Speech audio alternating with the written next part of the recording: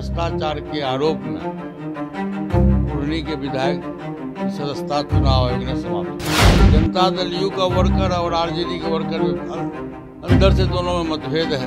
RJD के worker का कहना कि सीट मेरा है, जनता दल यू को नाम मिला है।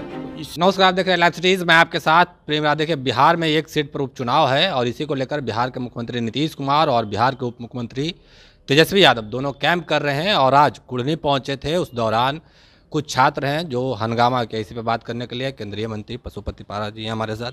नीतीश कुमार कैंप कर रहे थे और मुख्यमंत्री जी गए थे कुढ़नी के चुनाव में और वहाँ जो बेरोजगार नौजवान है वो लोग प्रदर्शन किया, तो प्रदर्शन जो किया प्रदर्शन शांतिपूर्वक होना चाहिए। जो बेरोजगार लोग हैं उनके समर्थन में हम लोग भी हैं कि सरकार, जैसे तेजस्वी जी घोषणा किए कि 20 लाख लोगों को हम नौकरी देंगे, तो दे देना चाहिए, सरकार को नौकरी दे देना चाहिए, जिससे बेरोजगारी की समस्या का समाधान हो। और ये 7वें चरण का शिक्षक लोग था, तो निश्चित रूप से सरकार जितना जल्दी से जल्दी हो उन लोगों की नियुक्ति पत्र दे दे। अब तो कुढ़नी में मुख्यमंत्री और तेजस्वी यादव दोनों उतर गए हैं, क्या लग रहा है? अरे उनके दल का उम्मीदवार है तो उतर गए तो क्या हो गया, लेकिन चुनाव एनडीए के पक्ष में रिजल्ट होगा। देखिए उसका एक कारण है। आपको सबसे पहले मूल प्रश्न पर जाना होगा कि कुढ़नी का चुनाव क्यों हुआ। चुनाव तो हुआ था 2 वर्ष पहले पूरे बिहार में, 243 सीट का हुआ था, उसमें कुढ़नी भी था। कुढ़नी से आरजेडी के लोग जीते थे, अनिल सहनी जीते थे वहाँ से। फिर 2 वर्ष के अंदर में कुढ़नी में उपचुनाव की नौबत क्यों आ गई, मूल प्रश्न ये है। तो मूल उसका जवाब ये है कि भ्रष्टाचार के आरोप में कुढ़नी के विधायक की सदस्यता चुनाव आयोग ने समाप्त कर दी।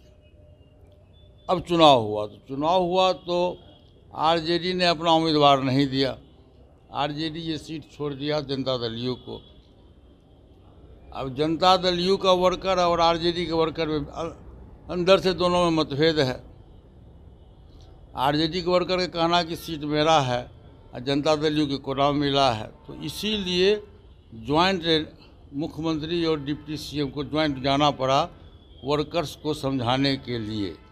लेकिन स्थिति वहाँ जो है, मैं भी गया था 2 दिन, हमारे दल के लोग वहाँ लगातार कैंप किए हुए। कल भी हमारे पार्टी के प्रदेश अध्यक्ष प्रिंस राज पासवान जी गए थे। वहाँ की स्थिति भिन्न है। वहाँ की स्थिति जो एनडीए का उम्मीदवार है केदार गुप्ता जी, वो पहले भी विधायक रह चुके हैं और वर्कर से विधायक हुआ है, और अगली बार भी वो मात्र 712 वोट से चुनाव हारे थे।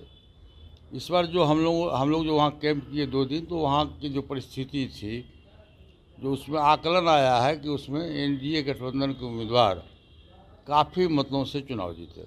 पर तेजस्वी यादव कह रहे हैं कि ऐसा नहीं होगा। अरे सब लोग कहते हैं, जो निर्दलीय जो उम्मीदवार जिसकी जमानत जब्त होती है वो भी कहता है कि हम चुनाव जीत रहे हैं। यदि ये कह दे कि हम चुनाव हार रहे हैं तो पब्लिक वोट काहे देगा। तो तेजस्वी जी वहाँ लड़ाई तो डायरेक्ट फाइट है आरजेडी गठबंधन प्लस एनडीए गठबंधन के। उधर से कुशवाहा जी हैं, इधर से केदार गुप्ता जी हैं, ये दोनों में लड़ाई है, लेकिन अंतोगत जीत एनडीए गठबंधन की होगी।